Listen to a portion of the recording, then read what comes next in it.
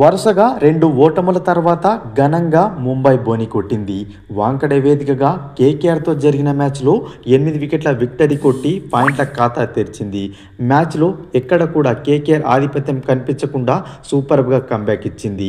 Toss గెలిచిన Mumbai bowling ఎంచుకోగా మొదటి ఓవర్లోనే ట్రెంట్ బోల్ట్, సునీల్ నరేన్ను పెవిలియన్ పంపడంతో ప్రారంభమైన వికెట్ల పతనం ఎక్కడ కూడా ఆగకుండా కొనసాగింది. ఇక ఈ మ్యాచ్లో డెబ్యూట్ చేసిన అశ్విని కుమార్ కేకేఆర్ బ్యాట్స్మెన్ చుక్కలు చూయించాడు.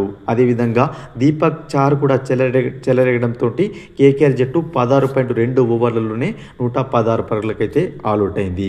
ఇక చేజింగ్లో ముంబై జట్టు ఎక్కడ కూడా తడబడలేదు. రోహిత్ తక్కువ పరుగులకి అవుట్ అయినప్పటికీ రేన్ రికల్టన్ సూపర్గా బ్యాటింగ్ చేశాడు. 41 బాల్స్లోనే 4 4s 5 6ers తోటి 62 రన్స్ చేసి ముంబై జట్టు విజయంలో కీలకమైన పాత్ర పోషిస్తే చివర్లో సూర్యకుమార్ యాదవ్ మెరుపులు మెరిపించాడు. 9 బాల్స్లోనే 4 4లు 2 6ర్ల సాయంతో 27 పరుగులు చేశాడు.